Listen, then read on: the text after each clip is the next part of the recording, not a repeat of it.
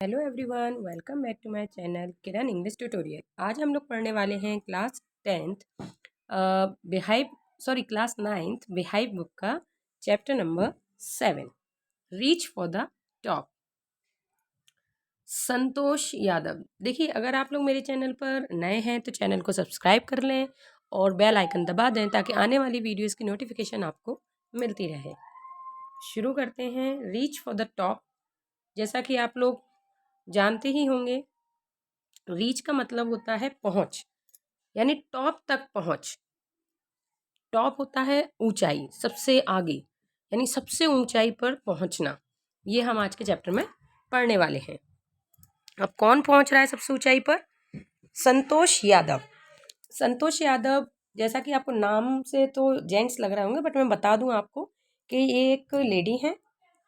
Before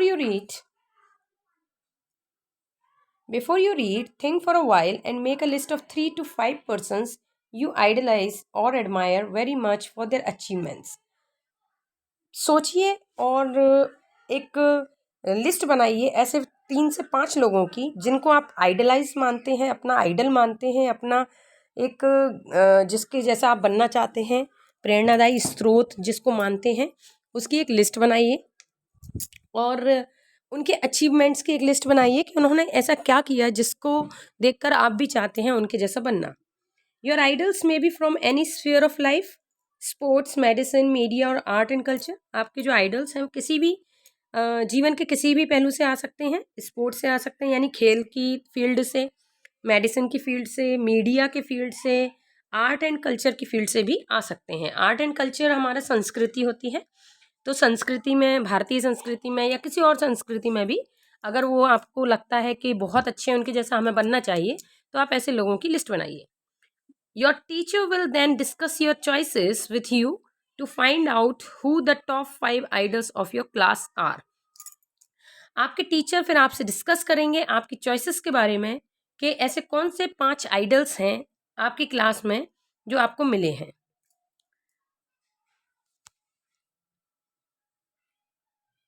The only woman in the world who has scaled Mount Everest twice was born in a society where the birth of a son was regarded as a blessing, and a daughter, though not considered a curse, was not generally welcome.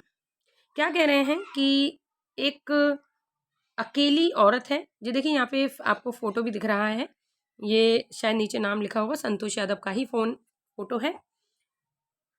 देखते हैं क्या कह रहे हैं इनके बारे में कि एक अकेली औरत संसार में, दुनिया में, हैज स्किल्ड होता है नाप लेना। माउंट एवरेस्ट को जिसने नाप लिया वो भी कितनी बार? ट्वाइस, 2 बार। Was born in a society where the birth of a son was regarded as a blessing. वो अकेली औरत जिसने माउंट एवरेस्ट को 2 बार फतेह किया, वो उसने जन्म कहाँ लिया था? ऐसी सोसाइटी में, एक ऐसे समाज में उसने जन्म लिया था जहां पर बेटे के बर्थ को, यानी बेटे के जन्म को कैसा माना जाता था? रिगार्ड किया जाता, कैसा माना जाता था? ब्लेसिंग की तरह, यानी वरदान की तरह कि बेटा हो गया है तो बहुत अच्छी बात है। एंड अ डॉटर, और जो बेटी होती थी ना, दो नॉट कंसिडर्ड एज अ कर्स, हालांकि उसको श्राप नहीं मानते थे बेटी को, but not also generally welcome भी नहीं करते थे। मतलब उसको चलो आ गई तो ठीक है, आ गई तो कोई बात नहीं, बेटी हो गई तो ठीक है, कोई बात नहीं, लेकिन मतलब खुशी भी नहीं है उसकी, है ना, आने की खुशी नहीं है। When her mother was expecting, संतोष, जब उनकी माँ प्रेग्नेंट थी, एक्सपेक्टिंग होता है प्रेग्नेंट होना, जब उनकी माँ प्रेग्नेंट थी, गर्भवती थी, तो Santosh a travelling holy man giving her his blessing.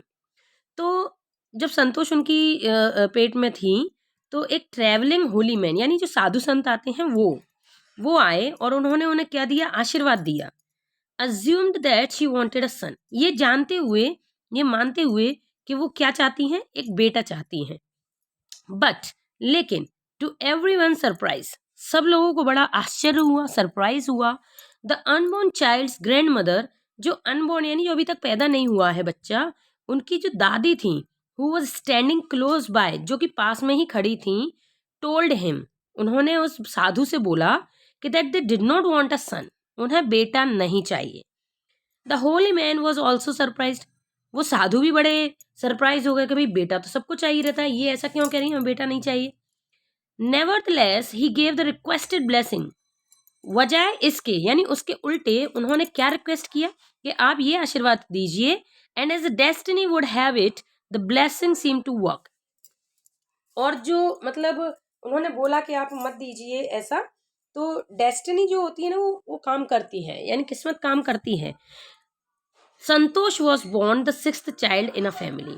संतोष उनकी फैमिली में, तो क्या कह रहे हैं कि जो डेस्टिनी थी ना, मतलब डेस्टिनी होता है भाग्य, भाग्य में तो कुछ और ही लिखा था, उसने अपना काम किया भाग्य ने, और संतोष पैदा हुई छठवें बच्चे के रूप में उनकी फैमिली में, विथ 5 सन्स, 5 बेटों में छठवीं लड़की पैदा हुई। अ सिस्टर टू 5 ब्रदर्स, 5 भाइयों में एक बहन।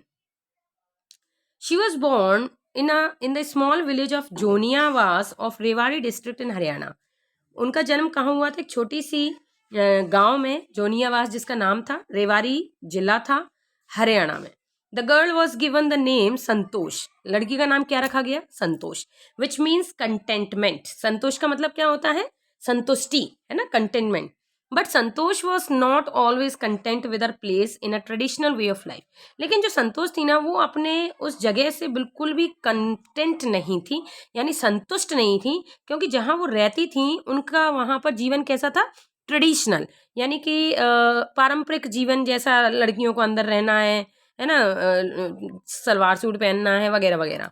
She began living life on her own terms, वो खुद के शर्तों पर जीवन जीना चाहती थी फ्रॉम द स्टार्ट, शुरू से ही। वेयर अदर गर्ल्स वो ट्रेडिशनल इंडियन ड्रेसेस, जहाँ बाकी लड़कियाँ जो ट्रेडिशनल, जो पारंपरिक ड्रेस होती हैं, साड़ी हो गई, सूट हो गई, वो पहनती थी। वहीं जो संतोष थी, प्रेफर्ड शॉर्ट्स, वो क्या पहनना प्रेफर करती थी, शॉर्ट्स पहनना। शॉर्ट्स यानी कि जो हम शॉर्ट पैंट पहनते हैं वो। Looking back she says now, अगर पीछे हम बात करते हैं उनके बारे में, तो वो ये कहती हैं कि फ्रॉम द वेरी बिगनिंग, शुरुआत से ही, I was quite determined that if I chose a correct and a rational path, the others around me had to change, not me. वो क्या कह वो मतलब अपने लिए शुरू से ही क्या थी, डिटरमाइंड थी, यानी दृढ़ निश्चय थी। क्या कहती थी वो, कि अगर मैं सही चीज चुन रही हूँ, सही रास्ता चुन रही हूँ, तो दूसरों को मेरे पीछे आना चाहिए, ना कि मुझे, दूसरों को बदलना चाहिए, ना कि मुझे। Santosh parents were affluent landowners who could afford to send their children to the best schools. जो संतोष के माता पिता थे वो अच्छे खासे पैसे वाले थे, तो वो अपने बच्चों को अच्छे से अच्छे स्कूल में पढ़ा सकते थे, even to the country's capital, यहाँ तक कि वो देश की राजधानी में तक, यानी दिल्ली तक वो पढ़ा सकते थे। New Delhi which was quite close by, जो कि पास में ही थी, but in line with the prevailing custom in the family. लेकिन चूंकि परिवार पारंपरिक है, तो उसमें एक रिवाज है, शुरू से चला आ रहा है कि लड़कियां बाहर नहीं जाती हैं। Santosh had to make to do with the local village school, तो संतोष को कहाँ डाला गया पढ़ने के लिए, वहीं के गांव के स्कूल में। So she decided to fight the system in her own quite way, तो उन्होंने ना इस सिस्टम से लड़ने की ठान ली कि ये क्या सिस्टम हुआ है, मतलब लड़के बाहर जाके पढ़ सकते हैं, लड़कियां क्यों नहीं। When the right moment arrive, जब सही समय आया, तो उन्होंने इस बात के खिलाफ अपनी आवाज उठाई। And the right moment came when she turned 16, और सही समय कब आया, जब वो 16 साल की हुई। At 16 most of the girls in her village used to get married, 16 साल की उम्र में उनकी गांव की ज्यादातर लड़कियों की शादी कर दी जाती थी। संतोष वॉज ऑल्सो अंडर प्रेशर, संतोष के पर भी प्रेशर था कि उनके पेरेंट्स की तरफ से टू डू द सेम, कि वो भी यही करें, उनकी भी शादी कर दी जाए। A marriage age early age that was the last thing on her mind, उनके दिमाग में बस एक ही चीज रहती थी हमेशा, कि जल्दी से जल्दी शादी कर दी जाए। शी थ्रेटन्ड हर पेरेंट्स, वो अपने पेरेंट्स को धमकाती, that she would never marry, कि वो कभी शादी नहीं करेंगी, if she did not get a proper education. कब तक नहीं करेंगी, कि यदि उन्होंने प्रॉपर एजुकेशन नहीं ली, पूरी एजुकेशन यानी कि पूरी पढ़ाई पूरी नहीं करेंगी, तब तक वो शादी नहीं करेंगी। शी लेफ्ट होम, उन्होंने घर छोड़ दिया, and got her self enrolled in a school इन दिल्ली, और अपने आप को उन्होंने क्या कर लिया, एनरोल, यानी ये नाम लिखवा लिया उन्होंने दिल्ली में।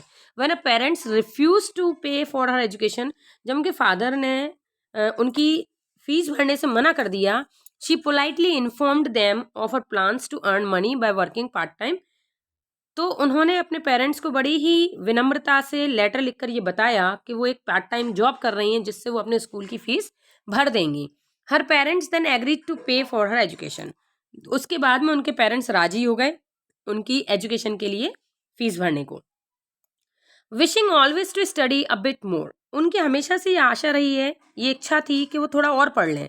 And with her father slowly getting use to her urge for more education, और वो अपने फादर से धीरे धीरे धीरे धीरे उनको मनाती रहीं, अर्ज करती रहीं, उनको मनाती रहीं कि और पढ़ लें दो, और आगे पढ़ लें दो।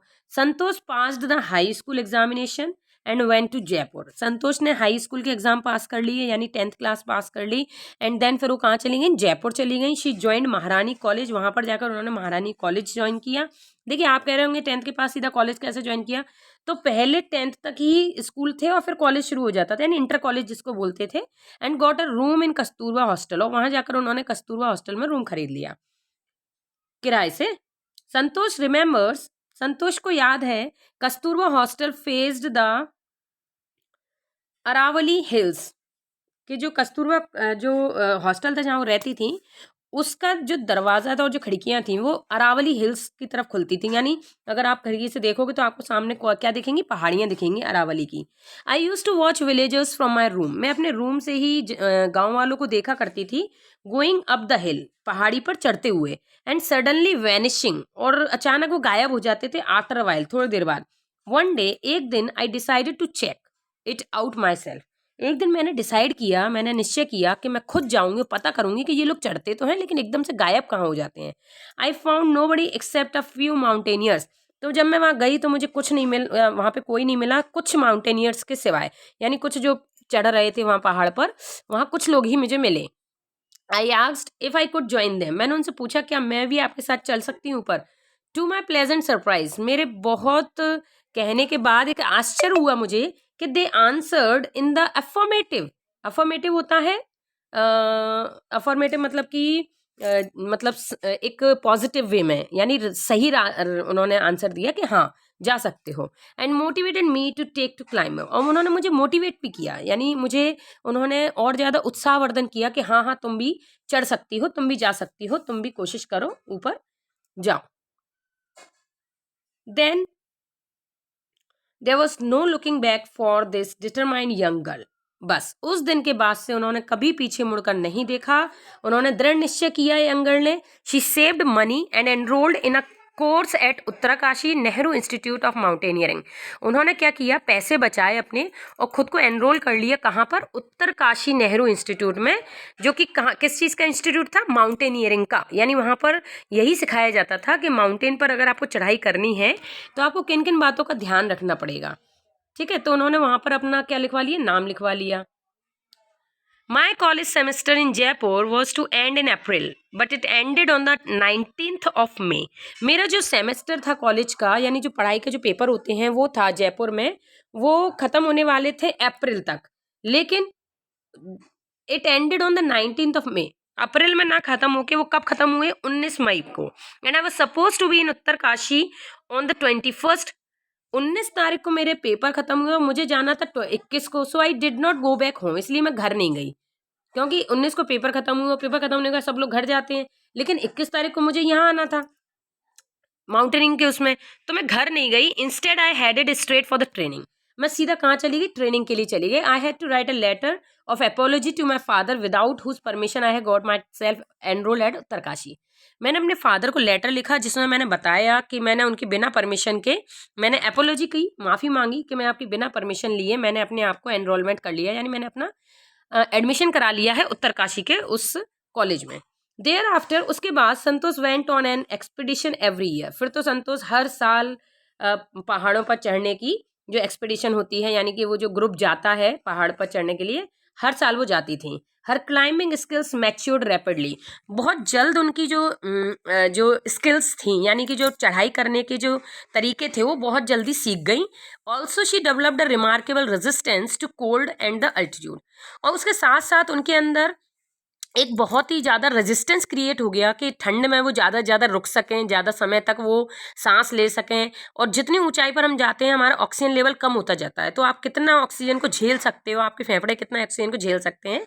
तो उसकी इनमें क्या हो गया, एक इम्यूनिटी बढ़ गई उस चीज़ की। Equipped with an iron will, एक उनके साथ वो क्या कह रहे हैं कि किस चीज़ से इक्विप्ड थी, इक्विप्ड होता है आप वो रखना जैसे जो फौजी होते हैं तो वो किस चीज़ से इक्विप्ड रहते हैं, बंदूक से, गोला बारूद से। तो ये लोग, ये माउंटेनियर्स हैं, तो इन लोगों को क्या क्या चीज़ें लेके चलनी रहती हैं, ऑक्सीजन वगैरह। लेकिन यहाँ पर राइटर क्या कह रहा है कि वो किस चीज़ से इक्विप्ड थी, उनके पास एक लोहे की इच्छा थी, फिजिकल एंड्योरेंस जो शारीरिक दम था, एंड अमेजिंग मेंटल टफनेस, और दिमागी तौर से तो बहुत ज़्यादा वो टफ थी, यानी जो निश्चय कर लिया सो कर लिया। She proved her self repeatedly, उन्होंने अपने आप को बार बार प्रूव करके दिखाया कि मैं ये कर सकती हूँ।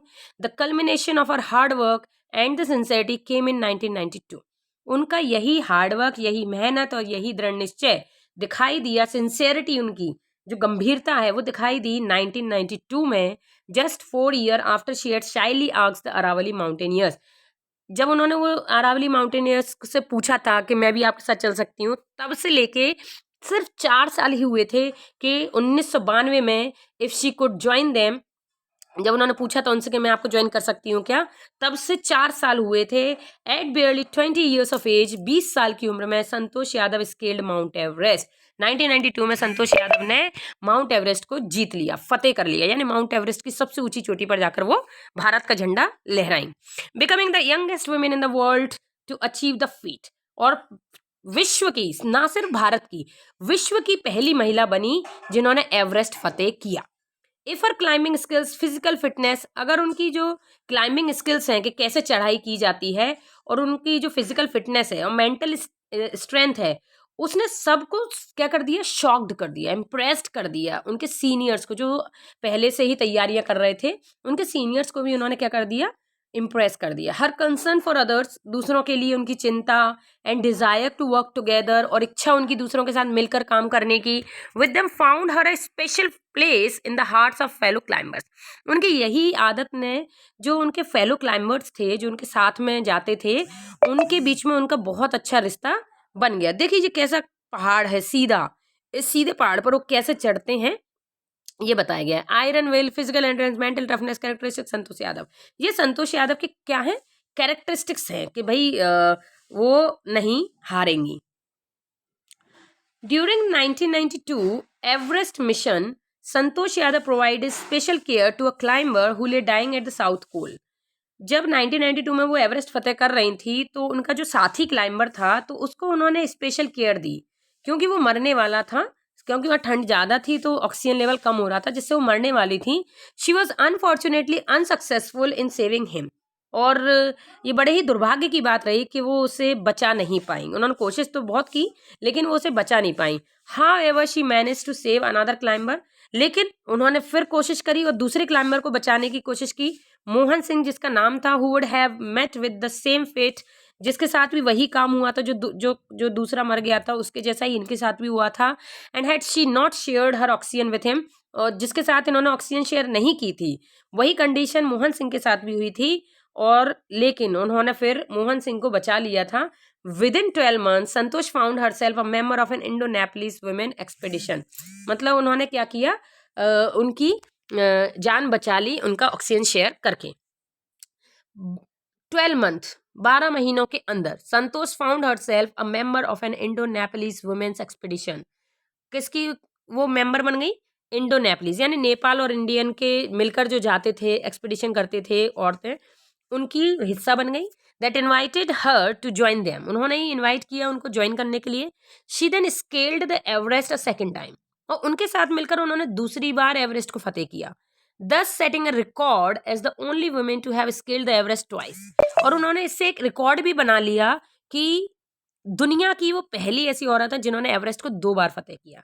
And securing for herself and India as a unique place in the annals of mountaineering, पहाड़ पर चढ़ने की कला में उन्होंने भारत का और खुद का नाम सेव कर लिया। In recognition of her achievements the Indian government bestowed upon her one of the nation's top honours, the Padmashri. उनके इस अचीवमेंट के लिए जो भारत सरकार है उन्होंने उन्हें सम्मान से नवाजा। और कौन से सम्मान से नवाजा? पद्मश्री, जो हमारे भारत का सबसे ऊंचा सम्मान होता है। Describing her feelings when she was literally on the top of the world, जब वो अपनी फीलिंग्स बताती हैं कि जब मैं सच में संसार के सबसे ऊंची चोटी पर थी, मुझे संसार दिखाई दे रहा था, नीचे पूरी वर्ल्ड दिखाई दे रहा था। संतोष हैज सेड, तो संतोष कह रही हैं, it took some time for enormity of the moment, कुछ समय लगा मुझे ये ये एहसास करने में कि मैं कहाँ हूं, टू सिंक इन, मैं एकदम अपने खो गई ख्यालों के, मैं सबसे ऊंची चोटी पर पहुंच चुकी हूँ। Then I unfold the Indian tricolour, फिर मैंने अपना जो झंडा था इंडिया का उसको मैंने क्या किया, अनफोल्ड किया, यानी वो घड़ी बना रखा रहता है तो उसको खोला एंड उसको मैंने लहराया। And held it aloft on the roof of the world, और फिर मैंने उसको वहीं गाड़ दिया एवरेस्ट की चोटी पर। द फीलिंग इज इनडिस्क्राइबेबल, वो जो फीलिंग थी ना वो बयान नहीं कर सकते हम। The Indian flag was flying on the top of the world, संसार की सबसे ऊंची चोटी पर इंडिया का फ्लैग लहरा रहा था। It was truly a spiritual moment, बहुत ही भावनात्मक मोमेंट था। I felt proud as a Indian, मुझे बहुत गर्व महसूस हो रहा था कि मैं इंडियन हूँ, भारतीय हूँ। ऑल्सो फॉरवेंट इन्वायरमेंटलिस्ट संतोष कलेक्टेड, क्या कह रहे हैं वो, अब देखिए वो क्या है, एक बहुत ही ज़्यादा सिंसियर फीलिंग रखती हैं वो इन्वायरमेंट को लेकर। तो वो चाहती हैं कि इन्वायरमेंट साफ सुथरा रहे, सभी उसको साफ रखें।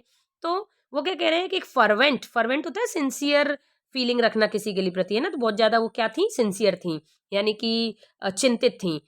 संतोष collected and brought down 500 kilogram of garbage, देखिए जरा क्या कह रहे हैं। अब चूंकि वो क्या है, वातावरण की, हमारे पर्यावरण की वो रक्षा करती हैं, चिंता करती हैं, तो उन्होंने वहां से एवरेस्ट से 500 किलोग्राम का गार्बेज तक उन्होंने खाली किया है फ्रॉम द हिमालय। हिमालय पर जो लोग वहाँ जाते हैं और खा पी के छोड़ आते हैं अपना गंदगी, उन बॉटल्स को, खाने पीने के सामान को, करीब 500 किलोग्राम यानी आधा कुंटल सामान वो वहाँ से नीचे लेकर आई हैं। जितनी बार गई होंगी उतनी बार वो सामान लेकर आई होंगी। Now the chapter is finish. I hope आपको पसंद आया होगा, एक्सप्लेनेशन आपको अच्छा लगा हो तो वीडियो को लाइक करें, अपने दोस्तों के साथ शेयर ज़रूर करें। अगर आप मेरे चैनल पर नए हैं तो चैनल को सब्सक्राइब ज़रूर कर लें। एंड इसी तरह मुझे मोटिवेट करने के लिए वीडियो में कमेंट और लाइक ज़रूर किया करें। मिलते हैं अगली वीडियो में, तब तक के लिए बाय बाय।